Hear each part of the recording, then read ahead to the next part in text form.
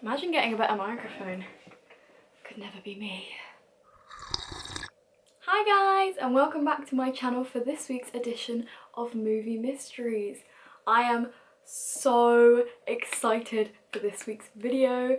This case, oh my god, I have not stopped researching it. Every single day I've been searching for updates and there are never any, and it's driving me insane. I'm so fascinated in this case. I just have so many questions and I really need them answered. Today we'll be discussing the 35-year-old murder of TV producer Barry Crane, for which a suspect was finally arrested just last year.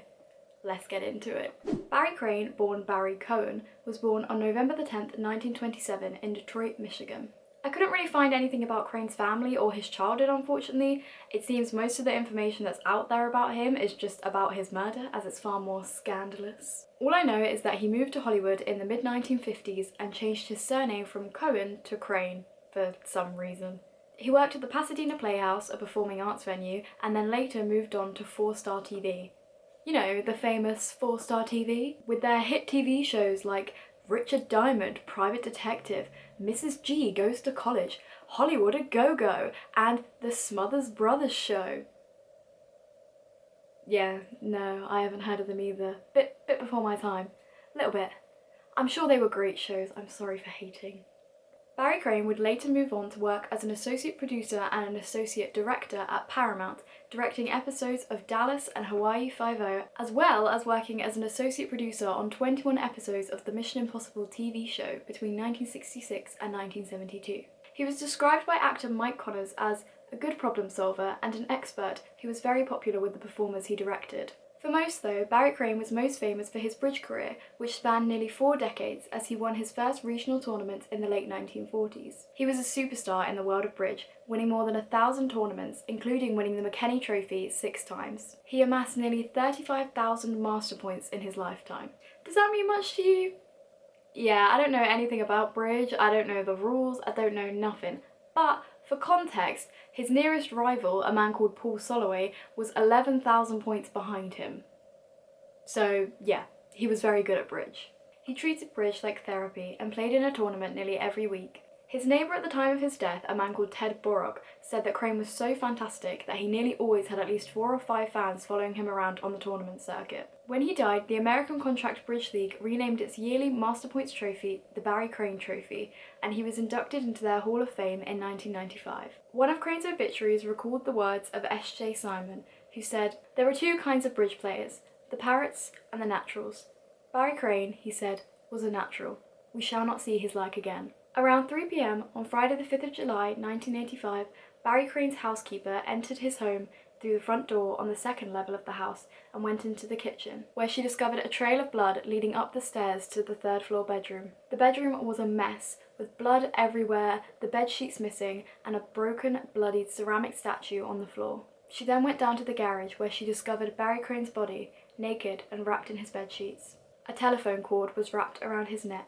Bloodstains indicated that Crane had been dragged from his 3rd floor bedroom down into the garage. He was last seen alive by a neighbour, Michael Jones, the night before, and it's believed he had been dead several hours when his body was found. Los Angeles Police Lieutenant Ron LaRue stated that the house had not been ransacked, but Crane's wallet and his white 1984 Cadillac Eldorado were missing. LaRue stated that there were no known motives or suspects, as Crane did not have any enemies and he was not seen acting nervous or fearful in the last few days of his life. He did believe, however, that Crane had known his killer and had willingly let him into his home, as there was no evidence of forced entry. His house, by the way, was on the 4200 block of Colfax Avenue and was right next door to the house in which Vicki Morgan, model and renowned mistress of Alfred Bloomingdale of the Bloomingdales, was beaten to death just 2 years earlier in 1983. What a coincidence. What a horrible street to live in. You couldn't pay me to live in that street. I am planning on doing a video at some point on Vicki Morgan because her story is just so fascinating and really heartbreaking, and it really just exemplifies how much women can be used and abused in Hollywood, as I'm sure we all know. Anyway, back to Barry Crane. Police interviewed bridge players who had seen and talked to Barry Crane at his last tournament in Pasadena that week, but with no luck. His car was recovered later that day, abandoned on a mountain road near Fraser Park. Fingerprints, cigarette butts and blood samples were all taken from the car, along with Crane's gas credit card. is a gas credit card? This was, unfortunately, a year or so before DNA testing began. The first person to actually be convicted using DNA evidence in the US was a man from Florida called Tommy Lee Andrews, who was convicted in November 1987 of raping a woman during a burglary. So, although they had found this evidence, there was very little they could do with it at the time. The case basically went cold from there. No suspects, nothing, until 2018, a whole 33 years after the murder. I cannot fathom why on earth this took them so long, especially considering DNA profiling had been around a long time before 2018. On May the 9th, 2018, the LAPD were contacted by a fingerprint specialist who offered to analyse the prints that were found on the door handle of Crane's vehicle back in 1985. On July the 2nd, the prints came back as matching with 52-year-old Edwin Jerry Hyatt. Hyatt would have been 18 in 1985. Hyatt's fingerprints were on file as he had been arrested in 1985 for stealing a car in Utah and later again in 1997 for domestic violence. A witness in that case stated that Hyatt had beaten and choked his wife until she vomited. He had also threatened to burn her house down. The couple later divorced. This is my point, by the way, about why on earth it took them so long to run those prints, because not only was Edwin Hyatt arrested in 1985, the same year that Barry Crane was killed, but he was also arrested again 13 years later. Like, surely those fingerprints have been on file for a while. I'm not a police officer, but I am an expert slacker, and I know slacking when I see it. Although it does seem like detectives from the Robbery Homicide Division did try and get the evidence retested in 2006, but I couldn't find whether this just didn't happen at all or whether they did and nothing came from it. I've no idea. Police then found Hyatt's whereabouts by serving search warrants on Facebook and Verizon. They located him in Rutherford College, North Carolina, where he was working at Second Chance Engine Repair, an auto repair shop. He was also living in a camper van on site. In November 2018, the FBI tracked him down and collected a coffee cup and some cigarette butts that he had discarded in the car park of his work. By January the 14th, 2019, the DNA from these items was matched with the DNA found on the 5 cigarette butts collected from the ashtray of Crane's stolen vehicle. A warrant was issued for his arrest on May the 3rd, and he was arrested on May the 9th, 2019 in North Carolina. From what I've read from news articles, it seems that he was interviewed by the LAPD on March the 8th and actually confessed to the murder, so again, I'm unsure why he wasn't arrested then. This case is it's so confusing to me. There's so many things that don't make sense. Edwin Hyatt later told media that he wasn't sure if he'd killed Crane. He said he was big into drugs back then and had poor memory because of it. One thing that stood out to me about his statement was the way he worded this. Bits and pieces were brought back to me just by suggestion. To me, I'm not sure that sounds right. I'm not sure. I don't know about that one. I don't know. He said he couldn't remember Crane's name and he didn't recognise him when he was shown a picture. His co-workers described him as friendly and harmless. One man, Jason Smith, recalled a time when Hyatt had shared $40 with him, the amount he had earned that day, and likened him to a father figure. His friends said they hoped he would not be extradited to California, as he was a very different man now. One friend, Sonny Ward, stated that Hyatt was holding Bible study groups in his jail in Morganton, as he was now a devout Christian. Another friend, Dee Hall, stated that if Hyatt were involved in the murder, then it would have been self-defense. What they said was really interesting actually, so here's a direct quote. "We're not at liberty to say what happened. We don't know exactly, just what little bit Ed has told us in the past. But that's his place. That's his story to tell, not ours." That's interesting because Hyatt claimed that he didn't remember Barry Crane at all, but that statement suggests that not only did he remember him, but he'd actually discussed it with his friends before. Although perhaps this statement has been taken out of context by the reporter, and this person was only speaking generally about Hyatt's past with drugs. Hyatt said he lived a very different life today and thanked God for the miracles he's given him. In his first court appearance, which I believe was in May 2019, Hyatt used a wheelchair and spoke in a mumble. He was appointed a lawyer, Stephen Chevron, and the judge ordered that he be held without bail until his next court date on June 7th, 2019. His attorney later told media that they were not planning on waiving Hyatt's extradition to California and were hoping to get him bailed out of jail next month. If prosecutors did not make any decisions regarding Hyatt's extradition before early August, then Hyatt would be released from jail. On August 5th, 2019, Hyatt was served with a governor's warrant which ordered he be extradited to California. He was extradited to Los Angeles on August 15th, 2019. Apparently the extradition took so long because they were waiting for the governor's warrant, which would ensure that Hyatt would not be released on bail.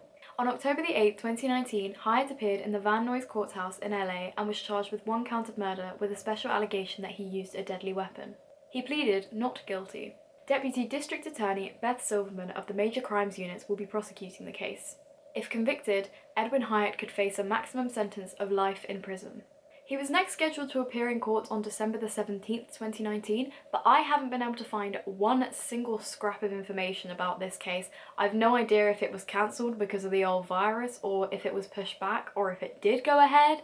I've got no idea. There isn't a little bit of information out there about this, which is driving me mad because I want to know the details of this case so badly, because so much of this arrest just doesn't make any sense to me. I have so many questions. Here are a few of the questions that I have. The original officer on the scene said that Crane must have known the perpetrator since he had let him into the house. How would Hyatt and Crane have known each other? Hyatt was only 18 years old and Crane was in his late 50s. Can the police prove a connection between these two? Or were they wrong and a break-in truly did occur? If a break-in did not occur, then why hasn't more significance been put on the fact that Crane was killed in his bedroom, since the trail of blood was leading from his bedroom down to the garage, and he was found completely naked? Where were his clothes? Were they folded neatly somewhere, or were they strewn across the room as if he didn't really care where they ended up, if you know what I mean? If a break-in did occur, then perhaps the simple answer is that Crane sleeps naked. But why would a trespasser kill him? He was killed in his bedroom, so he can't have been awake and roaming around the house looking for a robber. But the police are saying that a break-in didn't occur, so why was he naked? Were any of his neighbours or friends questioned about who he may have been having relationships with, or who they had seen frequenting his house in the evenings? Why hit him over the head and also tie a telephone wire around his neck? To me, that sounds like a crime of passion, not something a robber would do. It seems like someone was trying to make sure that he was certainly dead. Why would a robber do that? Surely they would want to flee the scene as quickly as possible. And why bother moving the body?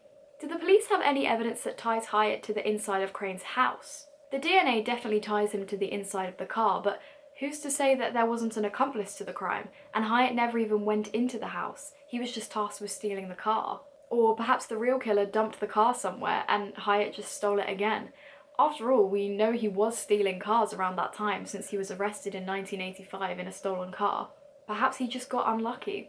This is why I have been so desperately checking back with this court case to see what happens. I have so many questions, and obviously there are a lot of aspects about this case that the police haven't released to the public, for obvious reasons, as they want to retain some secrecy in the hopes the killer will accidentally drop some info that was never made public. But something about this arrest just seems fishy to me, and I'm eagerly awaiting a trial when we can get full details of what actually occurred here, because so much of this doesn't make sense. If anyone has heard anything more about this case, then please comment it down below. I couldn't access quite a lot of the articles because I'm not from the US, so there's a chance that maybe that's the reason why I missed some stuff, but I don't know.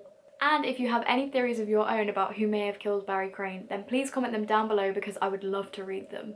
Anyway, that's it for this week's movie mystery. If you have any suggestions for any other cases you would like me to cover, then please comment them down below. Follow me on my social medias if you fancy it. They will be linked in the description below, along with all the sources that I used for this video. If you want to do some extra reading, or if you just want to fact check me, that's fine. Please drop a like on this video if you did enjoy it, and subscribe for more like it, and I will see you next week for another movie mystery. Bye!